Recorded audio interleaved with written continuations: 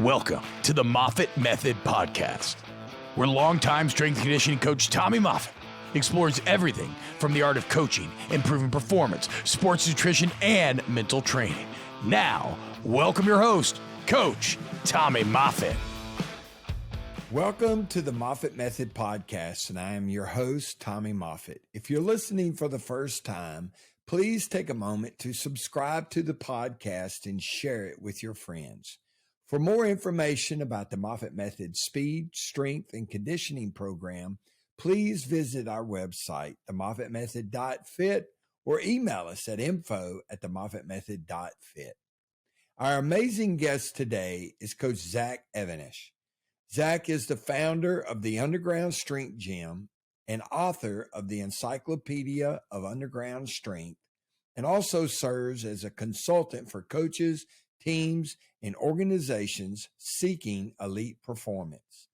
Today is episode 1 of a 2-part series with Zach, and I hope that you enjoy it. Welcome to the podcast, Zach.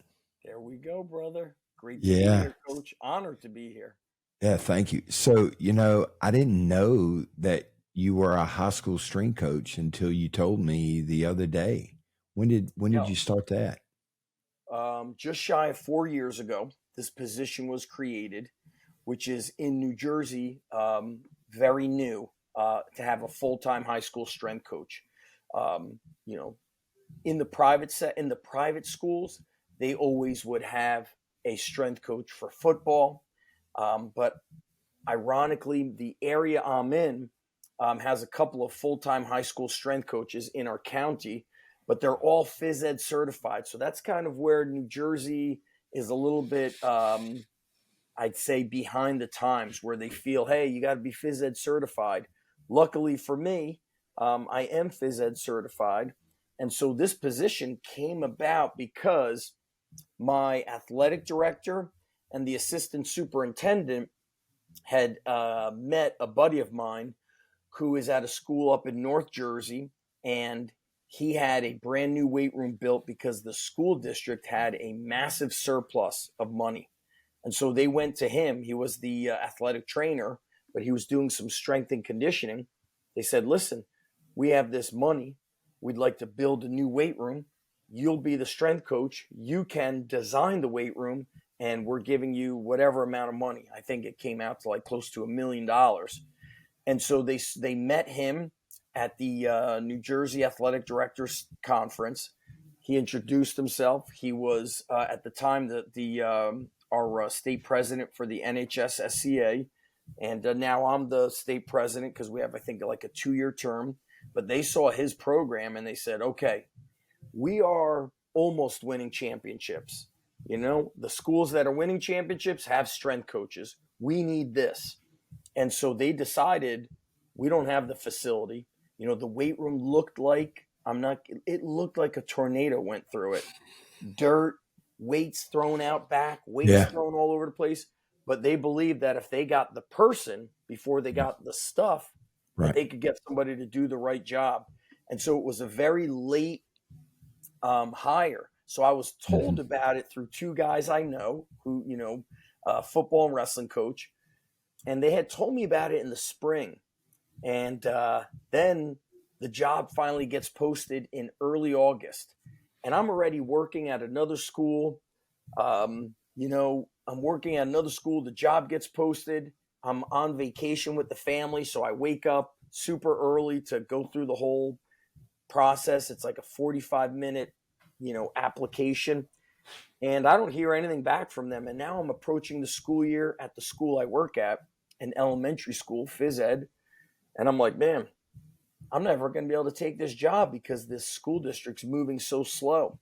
I get a phone call for an interview on a Friday to come in on a Monday. I think I did the interview on like the 26th, the 27th. I remember it being near my daughter's birthday. The interview was cut short because one of the principals came late. It was like a 15-minute interview. And I knew that they didn't even know what they were looking for. Right. Because the questions they asked me were very much like something you would Google, like buzzwords. They were like, well, tell me about your philosophy. Are you a speed guy? Are you a mobility flexibility guy? Are you a strength guy? And so this is 4 years ago. And I told him, I said, well, I'm a whatever the kids need guy. Yeah. And truth be told, a lot of my influence in training athletes comes through my background in physical education, where you can basically, you're assessing the kids, and you don't want just kind of one blanket program. You want something that is for the kids that are maybe struggling. Then you want kids for who are middle of the road. Then you need something to challenge the advanced kids. Yeah. So I told them, there are multiple things happening within the same group that matches the athlete's physical needs, their emotional needs, their personality type, Right. and in season, off season. Am I training them the day before a game or a competition? And so I could tell they liked that answer, Yeah. because we had administrators in there from central office that were not part of athletics. And so after the interview was over, they were bringing in, I saw the guy that was coming in to interview after me. And he was what we might see as some of like the typical strength coaches. He was huge. He had a big beard. He had like a 3-ring binder, but it was kind of messy. He must have had like all his workouts in there. He didn't look clean shaven. He looked like he could maybe intimidate, kids that had never been in the weight room. So I think showing up clean shaven and not being 275 was my advantage at the time. That was one thing. And then I asked them, I said, would I be able to see the weight room and like, what the facilities look like? So after my interview, the athletic director said to the secretary, can you take Zach and show him the weight room? And so when she showed me the weight room, I mean, I was really in shock. I had never seen something. It looked like the aftermath of a tornado. I mean, there was weight thrown everywhere. There would be like a squat rack with a 45-pound plate and 7 2.5s, dumbbells thrown everywhere. Plates were thrown behind the bubble. We're in like a bubble. Nothing was put away. I couldn't believe what I saw. And I'm a very OCD, clean guy. And so I knew I could make it happen, because my origins of strength and conditioning started from my parents' garage, my parents' backyard. I trained with stones and did pull-ups on tree branches, so this wasn't like something that like threw me for a loop, but I couldn't believe what a mess it was.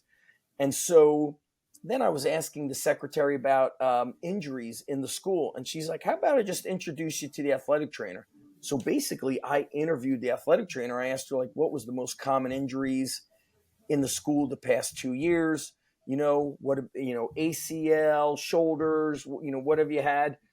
So by asking them those questions, it came back to administration. And I also had, I think, some very good references. Like my references were probably not common for high school. Like it was guys like Joe Ken, Jesse Ackerman, Ron McKeefrey, I had worked at Rutgers earlier, so I had Division I coaches. So it wasn't like a normal resume. So I think that was very helpful. So long story short, strength and conditioning full-time is still not even like a normal thing in New Jersey. It's coming up, especially with the NHS SCA. I work with them. I'm the state director. This is my second year, and we're really educating administrators on the dangers of having an unqualified coach. And coach, you've seen it.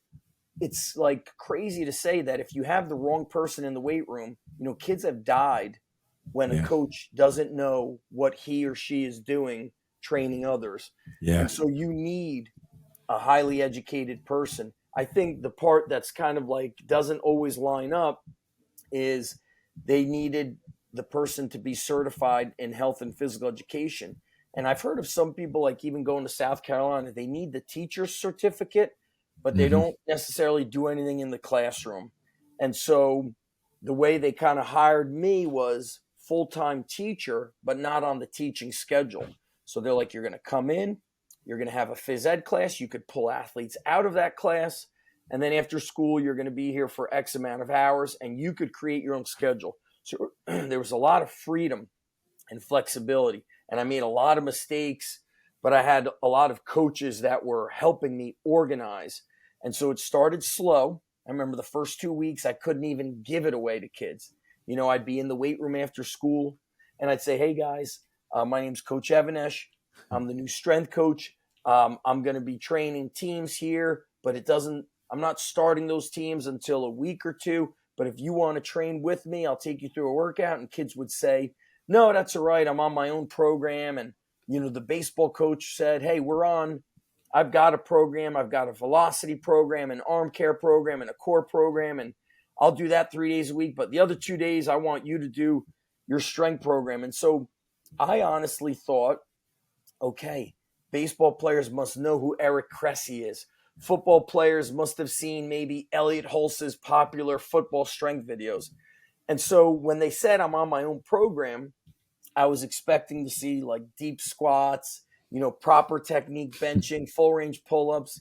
Well, what I saw was like death-defying 1 rep max benching every day, kids missing reps. Yeah. And then they would do curls of all sorts for 30 minutes, 40 minutes. Never did I see anybody in the squat rack. And I said to myself, oh my God, like I've been doing this for 20 years. I had no clue I was in my bubble because I started my private facility around 2002. And then I had done some college stuff. And I had never known that kids didn't know how to train. I thought that the overabundance of information was going to make them like they learned how to do it. And I was completely wrong. And so I utilized my resources. I was calling Jim Wendler very often. My buddy Paul Collodi, I called him because he was the guy up in North Jersey.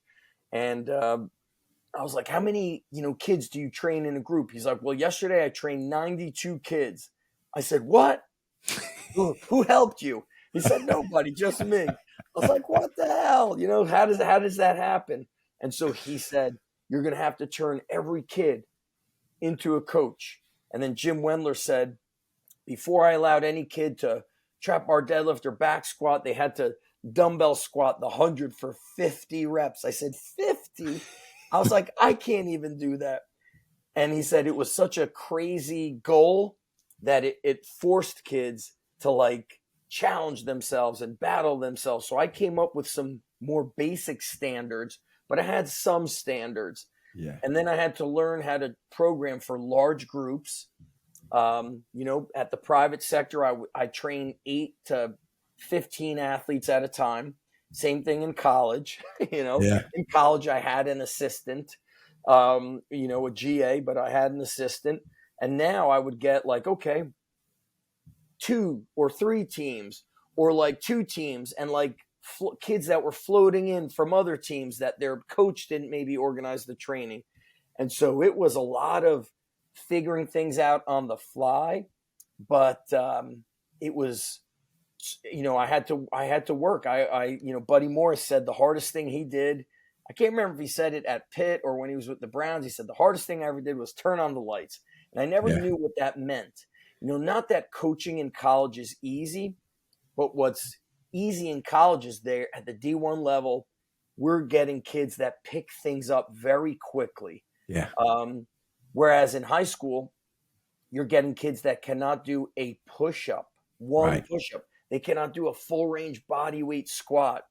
And so what's been awesome is the transformation I've been able to see. And what's crazy too is I got there and then 4 months later, COVID happens and New Jersey gets shut down.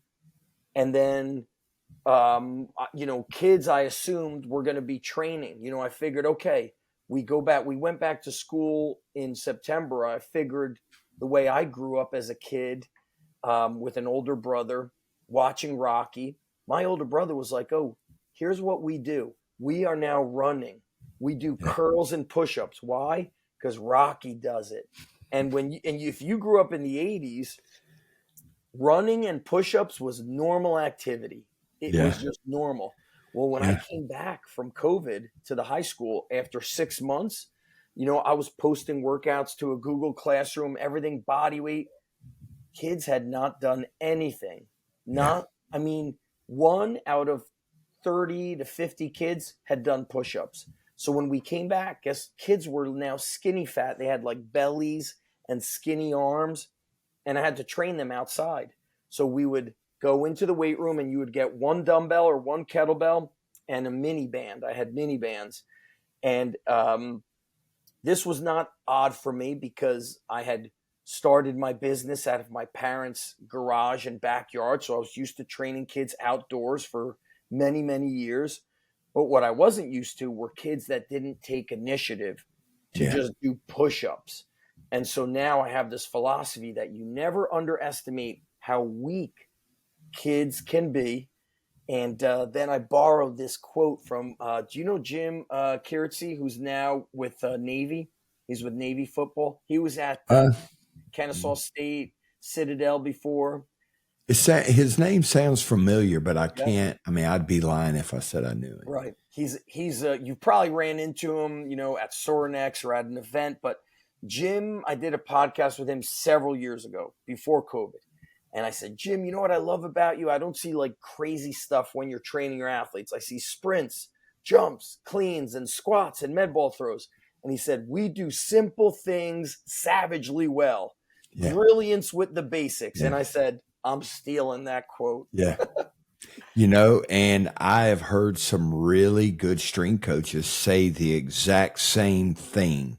I love it. About fundamentals. And that is critical. Critical. Think about in sports as well. Every football team has a football coach. They have a football. They have position coaches. They all have a weight room. Yeah. So we all have the same stuff, but it's how are you doing the stuff? So the way I explain it to like a normal person is, I would say, well, I also drive a car, but I don't pull up to NASCAR and enter the race. We're all driving cars. We're doing the same stuff. Yeah. But how they drive, or we all squat and bench, but we're not out lifting West Side Barbell, right? Right. Because of the culture and how they do things. And so I just try to do the simple things savagely well. Rudy Reyes, who I think he spoke at Summer Strong when you spoke. Maybe he spoke the year before. He was talking about how when he went through Marine Recon, which is their special forces, he said, we didn't have all the fancy weapons.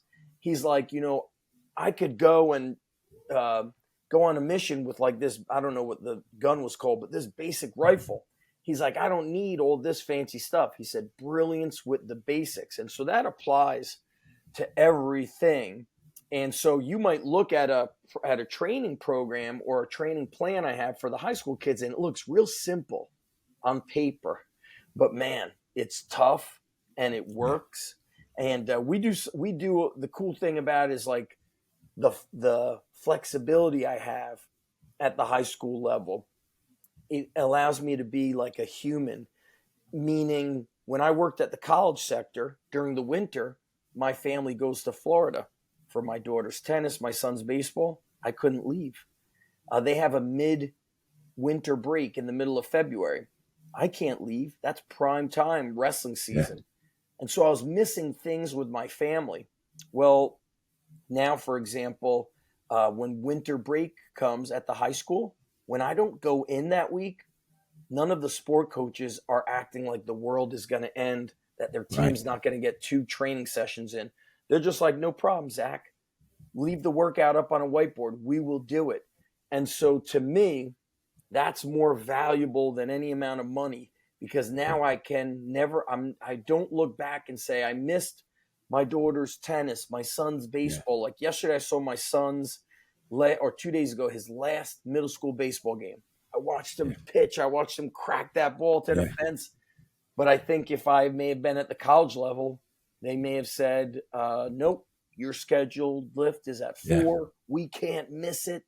And so that lack of kind of humanizing the career aspect of strength and conditioning was a heartbreaker for me. And not everybody's built that way. I don't want to push that on other people, but that's me. I want to see my kids do that. And I also think it gives the high school kids freedom that they want. freedom to go to the local gym and do 20 sets of arms, which sometimes is a good thing. Yeah. You Right. got to kind of do the wrong thing. I think it's good. It like breaks barriers because of when you have an intelligent coach and it's always perfect training, competition is never perfect. So I like sometimes where they do stuff without me that's technically wrong.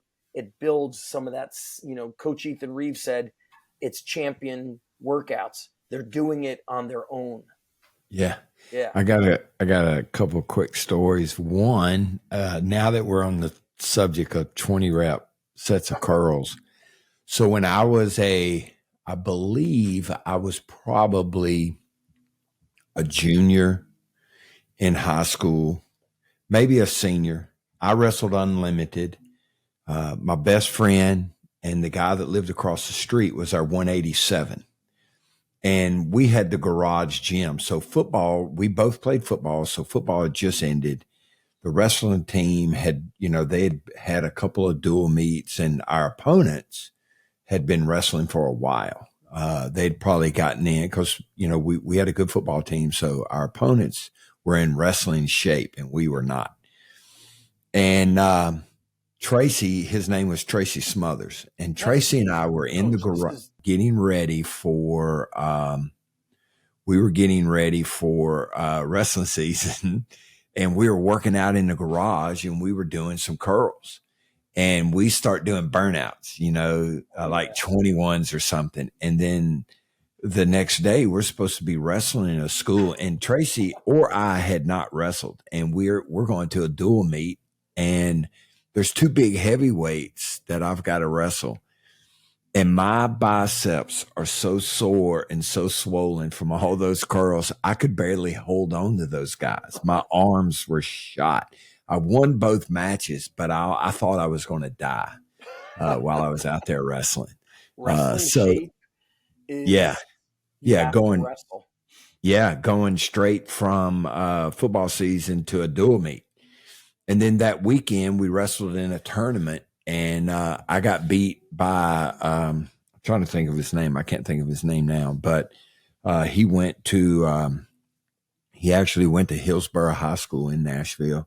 And we wrestled, and he didn't technical fall me, but he beat me pretty bad. Didn't pin me, but he beat me pretty bad. And then I didn't wrestle him for the rest of the season, and came back and pinned him in the first round of the district championship. But yeah, my arms were sore for days. Coach, let me ask you, why do you think you were able, so you almost got tech falled, which means somebody beat you by 15 points. Yeah. How do you make such strides to come back and beat him 2 months Pinned later? him. How Yeah. did you do that? What do you think? I was a better wrestler than he was. But I was, we'd been playing football. So our defensive line coach and defensive coordinator was the head wrestling coach. And, I went to a really small high school. We had multiple guys that played 2 and 3 sports. And so we would get up in the morning before school. We had morning practices that the football players would go to, but it was short. We'd run around a gym a few times. We'd get on the mat and we'd do some drills, and then we wouldn't even shower. We'd get dressed and go straight to class. And then when football season ended, as soon as football season ended, we'd start wrestling.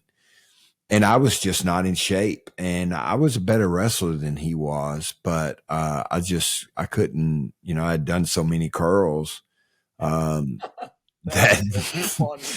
the day before the dual meet, and then we had a dual meet, and the dual meet was against Franklin Road Academy and BGA, Battleground Academy, 2 private schools. I've heard of Battleground. Yeah, BGA they're both good schools, and they're both good wrestling schools. Or it could have been a triangular meet, but I know I wrestled 2 matches that afternoon. And then that weekend we had a wrestling tournament where the guy almost teched me. But I came back and pinned him in the first round of the district tournament. And so, yeah, it was just a matter of doing more wrestling and getting in better Yes. shape, because wrestling and, wrestling is tough, man. I've never trained wrestlers as a collegiate sport, but I can remember coming off the mat and sitting in the chair, and because we would always wrestle, the starters wrestled first, and then we had our exhibition matches after the dual meet. And we had a really big team. We had a big team. So we would always have, 5 or 6 exhibition matches after the varsity wrestled. And back then we started with the lightest weight class. Then it was 98, and you went 98, 105, 112, 119, all the way up to unlimited. So I was the last guy to wrestle. I remember, I think I heard you saying in another podcast, you were a heavyweight. Yeah. Unlimited. It wasn't heavyweight. It was unlimited. What does unlimited mean? Over 215? No. So I weighed about 225, 226. Unlimited meant that there was no limit to it. The guys could weigh 300 or 400 pounds. Now I think it's 265 or 275. It might be these stories. What's crazy is like you're mentioning the 96-pound weight class in New Jersey, and I think it might be nationally. They did go back to I think it was like 96, 98, because there were seniors wrestling at 103 pounds. So there was kids that were too light to wrestle 103. Yeah. Now the lightest weight class is 106. They've also done something where around 6 weeks into the season, it's a 2-pound allowance. 106 becomes 108. But you mentioned like having a big team. Here's something interesting about sports. I was in high school 89 through 93. I had never wrestled before, but my older brother started wrestling sophomore year. So his junior year, I was a freshman. We had a freshman's JV and varsity team. I had to wrestle off to try to get a spot on the freshman team. And what's interesting is all those kids had been wrestling from either 6th grade, 3rd grade, 1st grade. And that was my lessons in how training the wrong way, it doesn't matter how big you are. So I had been training following Arnold's bodybuilding splits with my buddy in his garage, in his downstairs. We had the 90-pound Joe Weider weight sets, and I lost every wrestle off. And I didn't know how to get stronger. Nobody said, you got to squat, 5 sets of 5. I was training at home. We had a solo flex. Remember the solo flex? Yeah. Yeah. So I've learned through my own mistakes. And then the next year, of course, I got stronger, but I was still training like a bodybuilder. Through high school, I unfortunately never learned how to train the right way because all the gyms were bodybuilding gyms. Yeah. You didn't have strength coaches showing up to these gyms. Everybody was a personal trainer doing high volume body part splits. I had never deadlifted until, I had done RDLs, but I had never deadlifted. And, I know we're jumping around a lot, but, opportunity can, if you're lucky, you need a little bit of luck. When I was young, I missed out on an opportunity to learn weightlifting. So in the summer before high school, 1989, I had been working out in my brother's room for about 6 weeks. And I started seeing some definition. I would do Arnold's 3-day split. It may have been 6 days. So Monday, Tuesday, Wednesday, and then start again. And so we visit my grandparents lived in Israel. And we would go there every other year and stay there. And I remember, telling my grandfather, like, I need to work out. I'll lose all these muscles, that I built. I think I weighed like 120 pounds, 122. They find out there's a guy in town that has a gym in the downstairs of his house. So instead of like the bedrooms, there's like a universal machine. Instead of like the living room, there's a lat pull down. And wow. There's some equipment in the gym, and they didn't know his real name. They called him Andre the Giant. He wasn't the pro wrestler. Yeah. And so this story, I share it because it's so funny, but it like sends a message about, you could miss out on opportunities. So my grandfather drives us, or my grandfather didn't own a car. My dad always would rent a car, drives us to the guy's house. They find out where he lives, and he answers the door, and he's got shorts on, and he's just built like a tank, like thick abs, like big delts, big traps. And now that I know what weightlifters look like, he didn't look like a bodybuilder. He had just like this like powerful physique. And so he says, these are my grandkids. We heard you run a gym. Can we sign them up? He says, yes, this is what it costs. You come back tonight at 6:00. So, of course, we can't get there at 6. We need to get there early. I'm bothering my father, my grandfather. We get there early. Nobody's there, but Andre is training in the corner. He has a squat stance, and he cut out the ceiling. And then in the floor, there's like cutouts with like rubber. And he's doing cleans and split jerks and squat jumps and good mornings. And I've never seen anything like that. The only thing I've seen are, muscular development books. Remember those Robert Kennedy books, like maxi cut legs or build a massive chest? That's all I've seen. All Charles Atlas. I didn't see Charles Atlas stuff. Everything was bodybuilding. So I see him training. The way he moved, it's like I still have the memories of how powerful he was. This is 1989. And I say to my brother, I go, that guy's an idiot. He's going to hurt himself. I'm 13 years old. We got to get out of here. Yeah. So he sees me exercising, and I'm using the fixed barbells, and a couple of other people start coming into the gym, using the machines, lat pull down, this, that. And basically we're in what's called a flat. He has a bi-level home. And so now the gym is starting to get busy, or the house. And there's music going. And I'm doing bent over rows with like 40 pounds, maybe 30. It's a fixed barbell. But I'm like, my legs are straight, my back is hunched over, and I'm rowing. And he screams. He's like, whatever he screams is in like either English or Romanian or maybe Hebrew, but he screams and everybody stops. They pause the music. There's like a dozen or 16 people there. And he screams at me and he points that I need to move. And then he grabs the bar and starts demonstrating the bent over row with a flat back. And he shows me that I'm doing it wrong. And then everybody's just staring. It's like entering the club and the music, the DJ stops the music. So I leave the house and I go across the road, and I'm standing in front of somebody else's house. Now I'm on somebody's lawn. A minute or two later, there's like 5, 6 guys come out, and they're trying to speak in English. They're like, come back. He won't make you cry. Come back. And I'm like, I'm not crying. I'm not coming back. So I stand in front of somebody's house for like 2 hours. My older brother doesn't even check on me. He don't care. My grandfather and father come to pick us up, and my grandfather sees me standing in front of a house. And they're like, what is he doing there? Where's his brother? So we get in the car. My brother says, Zach cried. He left. Andre the Giant tries telling him how to lift weights.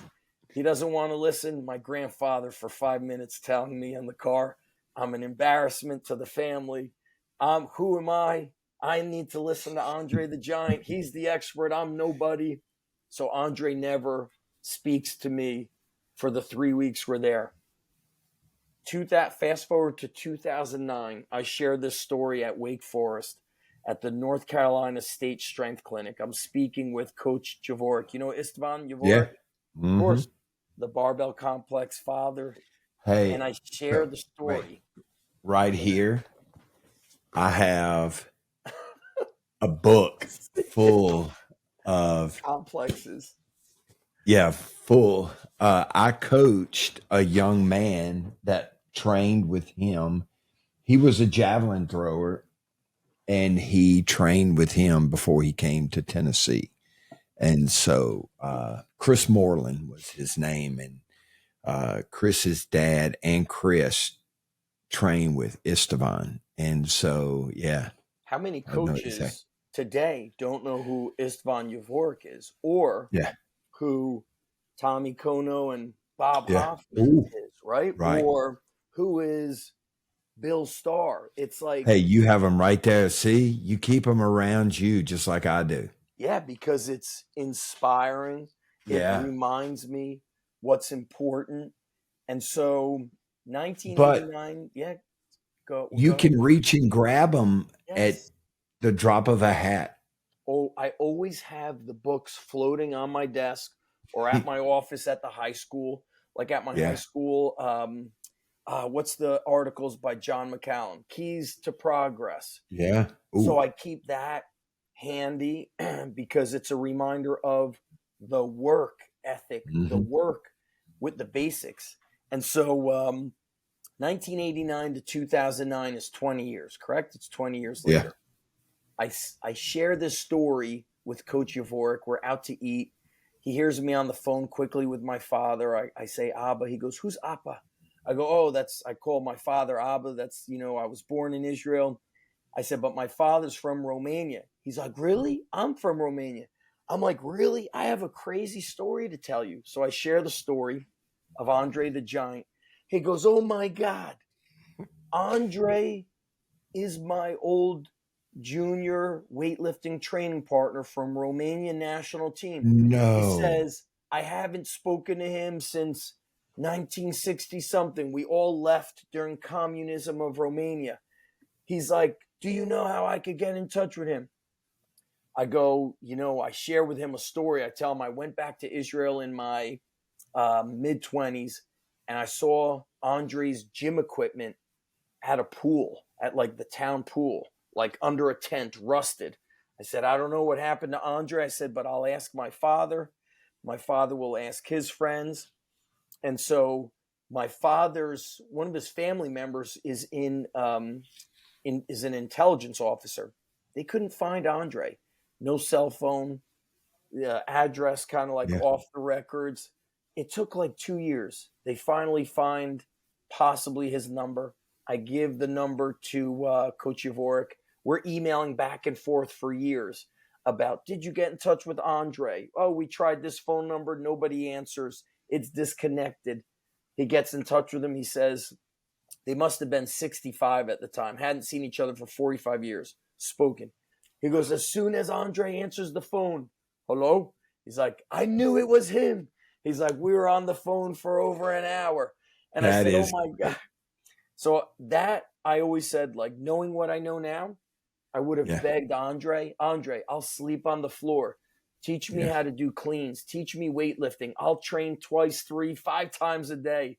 But because I was not coachable and I cried, I lost that. So I share that story, not the long story, but I share it with the Right. high school athletes because I tell them, if you don't let me coach you, if you're not humble enough and you don't just want to let me push you, you'll struggle to get better.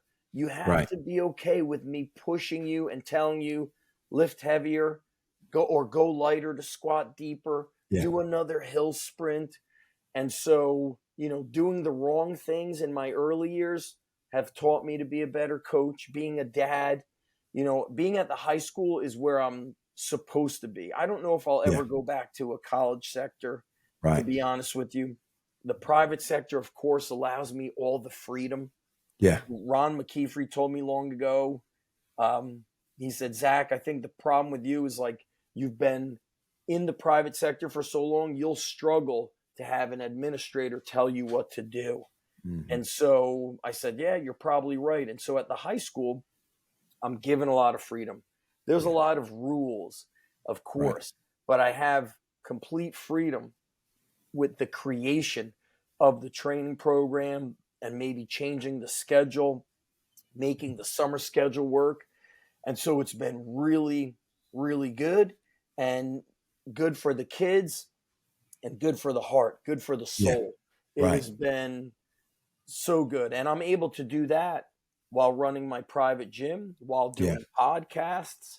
And it's cool to just do something that, of course, guys like us wish we had Yeah. in high school. Although, like Indiana, I have a friend, Mark Garrett in Indiana. He said in 1986, he goes, I had a full-time strength coach in Indiana. So certain states, like I feel South Carolina, Texas, Georgia, Indiana, they really worship athletics and they put a premium on strength. And so kids believe in it more. And now, so I'm still selling it. People say, Zach, really, kids don't show up? I go, yeah, we still have kids from the football team who don't train, the wrestling team who don't train. They don't care that I have whatever my name is. I don't want anybody to know that. But you have to build these relationships for them to actually step foot in that weight room because it's not mandatory. Yeah, I was a full-time high school strength coach in 1988 and never taught a class. I was in the weight room. What state? Tennessee? No, Louisiana here. Yeah, that was my first job out of college. I was the third full-time strength coach at that high school. So they had two prior to me. They had probably had this is interesting. So they had probably had two full-time strength coaches for a total of 10 years. So they probably had their first full-time strength coach in 78. But the head football coach that I work for is still coaching, and he is one of the winningest coaches of all time. In fact, I think he's number one or number two in games won. His winning percentage may not be the top, but he's won over 600 high school football games. His name is J.T. Curtis, and the school was John Curtis Christian School. So he owned the school. He could do whatever, or his family owned it. Oh my goodness. His father, so he could do whatever he wanted to do. So I had 4 periods, and then I had an off period. 5th period I had off. That was my planning period. And then I had a few upperclassmen, but the majority of my 6th and 7th period classes were 7th and 8th graders.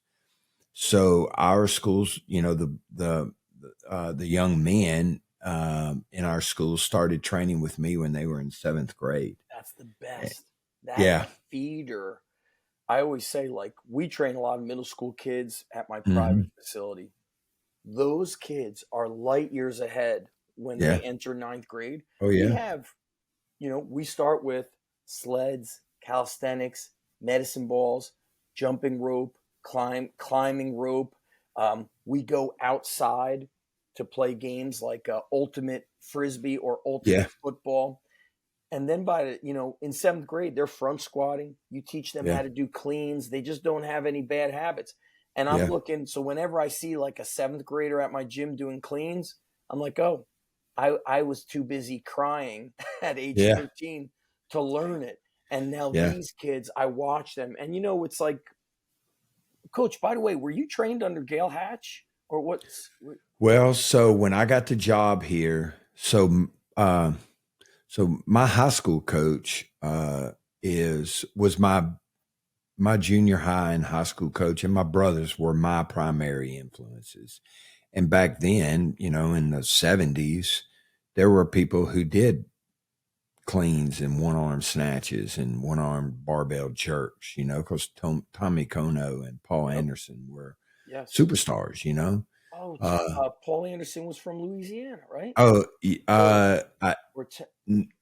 No, I don't. You know what? That's a good question. I think Paul Anderson had history here. But the point that I was making is that there was early influences in my life with the barbell exercises, weightlifting exercises. But when I came here, and then my collegiate strength coach was a weightlifter in Kansas City, Missouri. He was a former weightlifter and powerlifter. So I had some very good role models. But when I got here, the head football coach, J.T. Curtis, he said, "Here, I don't care what you do, but I want you to contact these 5 people." Oh. Yeah. So the first one was Coach Gail Hatch, who was, 45 minutes from where I lived in New Orleans because he's from Baton Rouge. He gave you the phone number? No, that was my job to find it. Go to the yellow pages, right? Yeah. Oh, yeah. It was just look it up in the phone book. Now the next guy, he called him Red, but Johnny Parker. Of course. The next guy was Al Miller, who was Johnny Parker and Al Miller were collegiate string coaches in the state of Louisiana. Al Miller was at then it was called Northeast Louisiana. Now it's Louisiana Monroe. But Al Miller was the string coach at Northeast Louisiana, and they won a national championship when he was there. And then the next guy was Al Miller, Al Vermeil. So it was Gail Hatch, Johnny Parker, Al Miller, Al Vermeil. And then the last person was John Stuckey. And John Stuckey then was the head string coach at Arkansas. My boss played football at Arkansas. And so he had a connection to Coach Stuckey. Coach Stuckey is ultimately the coach who gave me my first job in college at the University of Tennessee. So yeah, I learned a lot from Coach Hatch. I would bring our kids, I'd put them in a car and we would drive to Baton Rouge. That's everything to me. So yeah. Your coach it's like your dad and your grandpa taking you to Andre's house. Oh my God. But you didn't cry. I can't. I feel like I hope, it's just crazy. But here's what I love about that is I've got two guys interning for me right now, doing a very good job. One of them is driving about 90 minutes each way. I said to him, I go, gas is a lot of money. It's a very far trip. Are you sure you want to do this? I said, you're going to get paid through knowledge. And if you could survive this internship, I will connect you to the right people. You'll be able to get a job. You'll be able to coach at a high school, wherever it is, a private facility, because he's a young guy. He's like, is it worth it? I go, let me tell you something. When I would commute to Lehigh as a coach, it was just shy of 2 hours each way. I said, I loved every minute of it. I'd coach there for 3 hours. I would drive about an hour and 15 minutes to my private facility, which was central, almost North Jersey, coach 5 hours. So I would drive 4 hours, coach 8 to 9 hours a day. And I told him I was never tired. I was so fired up to do this. So I said, if you're fired up, I'll let you do this. But if you're going to come in, you can't quit. That ability to get in a car and drive and lift and train, it doesn't exist as it used to. A lot of people want to just learn through Instagram or YouTube. Right. And it shows. I even think like I've run into some of the college interns, and some of the strength coaches tell me interns are showing up to the college sector with no experience in lifting, or they're like, well, I'm trying to get back into it. I used to train. You can't be a strength coach without training. And there's no getting back into it. It's got to be in your blood. And so the yellow pages and the lack and the, not having the internet, to me, was an advantage, because you had to go out and travel to learn.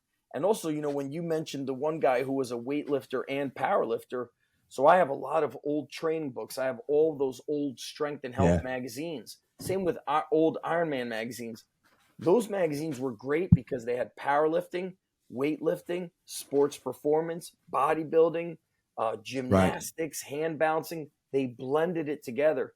Whereas once Hollywood exploded with Sly and Arnold, Muscle and Fitness and Flex was all like isolation. So when I came across information, I wasn't coming across, these books like Better Athletes or the book, these books, Secrets of Strength and Development. You know what they're talking about is like full body workouts, clean and press, deep squats, pullovers, drinking whole milk. That is such a missing component. Right.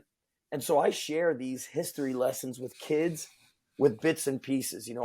I'll close out, or in the middle, I'll maybe break it up and share with them a story of like growing up in a gym with all Ivanko deep dish plates and, hey, do you guys know where these Ivanko plates come from? Or we have York plates in there. So I'll tell them about, guys, there used to be an era where they had York strength and health picnics and they would challenge each other to the clean and press. And so that's what we would do. So today is Thursday.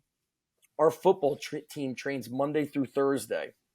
Preferably, I don't want to train a team 4 days a week, but the football coach said, we've always done Monday through Thursday. Let's go Monday through Thursday. So I said, all right, we'll do Monday through Thursday. So Thursday, I make it like a very competitive day. We call it prison day. And then I tell them, don't tell your parents I said that. So today, prison day is like a lot of high reps, a lot of calisthenics, things that quote unquote don't make sense. So today's workout was push-ups and pull-ups, 10, 8, 6, 4, 2. And I said, if you're a lineman and you cannot do pull-ups, you have to do the recline row, but you can't go 10, 8, 6, 4, 2. You're going to do 10 reps every set. And then the next thing was arm wrestling. So it was arm wrestling, superset with kettlebell squat jumps. So it said 5 sets of 1 and 1, meaning you're going to arm wrestle somebody with your right arm, and you're going to find somebody else, arm wrestle them with your left arm. Then you're going to do 5 squat jumps with a kettlebell. We had 2 of our girls are really good wrestlers. We had girls competing against boys. There was 50 people like screaming and shouting. Then it was like, I'm like, okay, John Smith has not won an arm wrestling match. John Smith, come to the middle and call out 3 opponents right now. And they were going nuts. And then, it's like, you have to wrestle with your left arm, no right arm. And they were going ballistic. So it was like a competition followed by like a plyometric movement. Yeah. Then they did medicine ball shouldering. We have the heavy med balls, like 60 up to 100. So you were going to do 4 of them. And then you were going to sprint down and back across the basketball floor because we couldn't go outside because those wildfires, the smoke. Yeah. So we're inside sprinting. And then they would come in and do power shrugs. So almost like a partial clean pull. Yeah. But I said you could shrug with barbell, trap bar, kettlebells, dumbbells. So we're doing like high rep shrugs to blow up their traps. A lot of times I'll pull workouts from Double A's pen and paper. Sprint that. Yeah. Because he's got like all the the building of armor. So another prison day would have been like the linemen are going to do 3 tire flips, then they have to sprint the hill.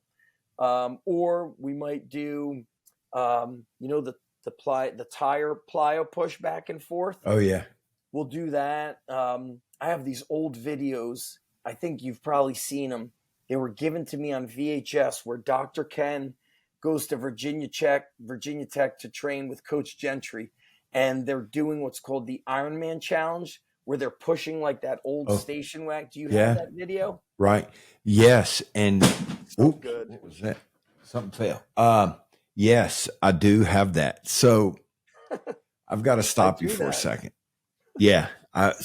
Yes, I've actually, Mike, we competed against them, and Mike and I got to be pretty good friends. When I was coaching at Miami, we only played him twice, but you knew that you were in for a fight when you played Virginia Tech. And so he's a great guy. But so we sat here, we've talked about all the old books. You brought up John McCallum, who I used to, and I still have them. I've kept everything. I keep everything I've ever gotten. So I used to subscribe to Milo, the Journal of Real Strength Athletes, and he had a section in there. Dr. Ken had a section in there. Randall always had something about, sports. Well, he had Randall always had an article that he had written in there. Tommy Kono, all these people, and you talk about driving 90 minutes and me driving 45 minutes. That is the stuff that forged the way my philosophy and everything about the training that I've done, just like yourself, it all came from hard-earned experience and the old masters of strength and conditioning. So, and I was looking for it right here. When I used to write, because there was no internet, there was no texting, there was none of that kind of stuff. So I would write Johnny Parker, who then he was the head strength coach for the New York Giants, and I would write letters to him, and he would reply back to me with letters. He's amazing. And we would talk training. I love that guy. Yeah. And so it's changed a little bit.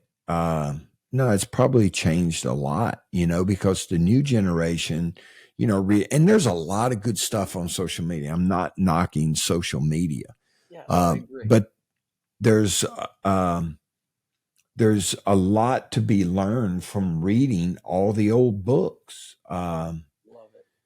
Because it's so basic and it's so fundamental. And so I'm editing. I was editing today a podcast that I did with a junior college strength coach who's going to be one of the next episodes that we release. And where is he located? Junior college strength coaches are like one in a million.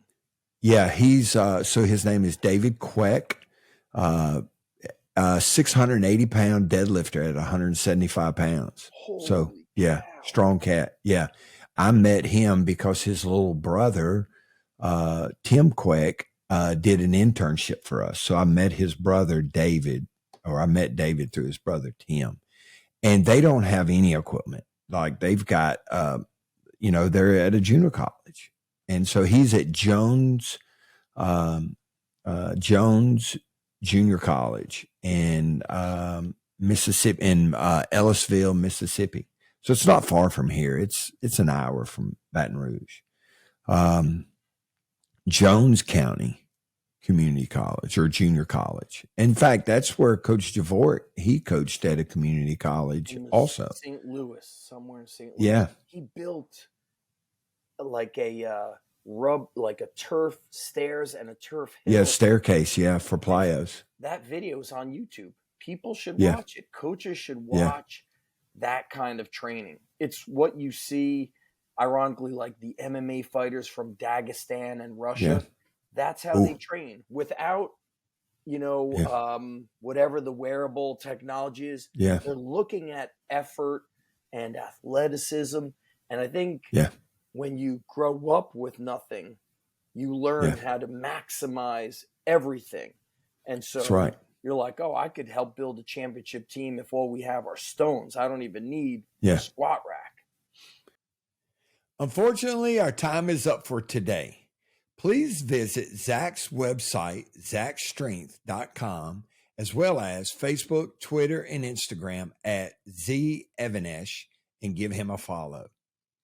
For more information about the Moffitt Method program and everything that we have to offer, please visit our website, themoffittmethod.fit, or email us at info@themoffittmethod.fit. Thank you for joining us today, and we'll see you again next week for episode 2 with Zach.